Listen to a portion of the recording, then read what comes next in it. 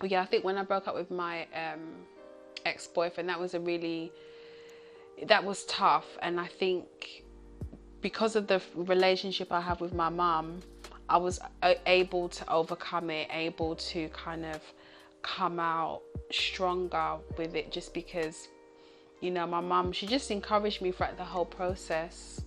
And yeah, just really helped me kind of, you know, get through that season. So I'd say that was a major one for me, I'd say. Yeah. Well, remember the time of my shop, and as well, you know, going to uni and everything. It was, you know, because I set up a business that did not work. So, and it was very devastating for me. But at the same time, she's part of me because she just finished uni. Or we're seriously, yeah. Anyway, they just encouraged me because, you know, it's like, okay, what are you going to do now? What is your next? What do you want to do? And I just said, okay, my passion. They asked me, what is your passion? And I remember then that, okay, I was going to go for this course before, but I went to like access to it, but I just drop off. So then they encouraged me to go back. So, and all throughout uni, there was an encouragement from Alice, from all our sisters, you know, for me to just continue, and I did continue.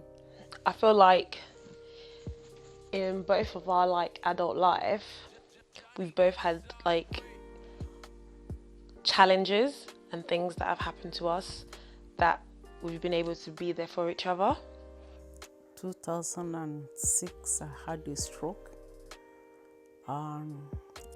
This year is 13 years, and it's devastated the whole family. The children, they were young then, and I was in the hospital for about 4 weeks, and I came back our home for a year.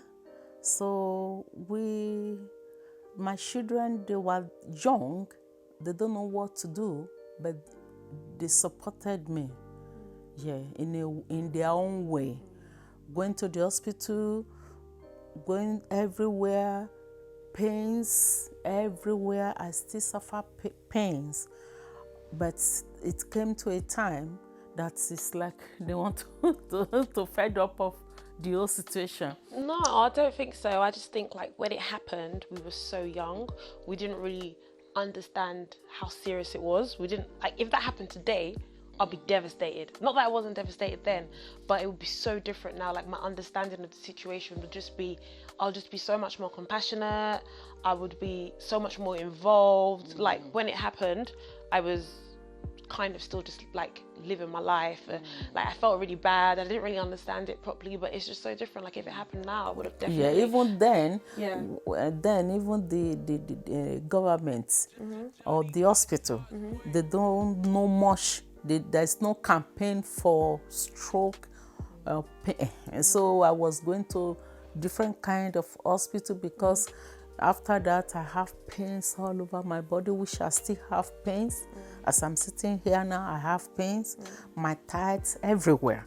But because I have my family, especially when she's coming downstairs, hi mom, all the other siblings. So they really support me because I always see them, even though they don't really understand what was going on.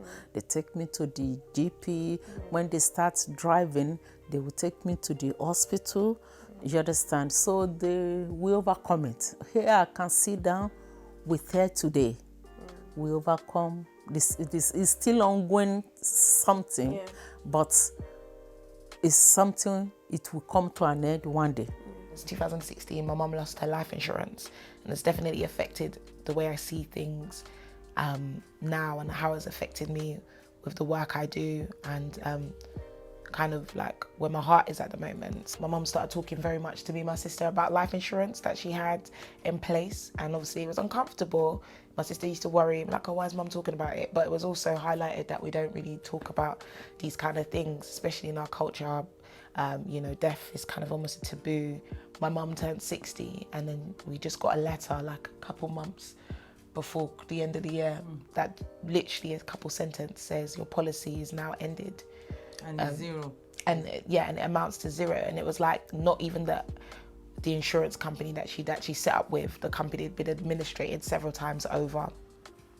And for me, like I said earlier, my mum plans, my mum saves, my mum has been an example of like how you spend 10p is how you're going to spend £10. You know, she's gotten to me so much about that. So to see something that she obviously put in place to protect me and my sister from the inevitable just be like removed. You know, we went through all the investigations, but unfortunately we weren't really able to recover anything because the way, and it just exposed so much of how the language wasn't accessible, you know, and I started to question, like, you know, I was really down about it, and I knew it affected my mum. And to see my mum, like I said, who's been so smart with how her money is, this happened, I just thought, well, what's the point? You know, she's actually tried to protect us. She's not a homeowner, so she's gone out of her way to do this. Although it shook us, I feel like it brought us closer together, and we're still working through it, you know, and it's still uncomfortable, but we have a clear direction of where we want to go.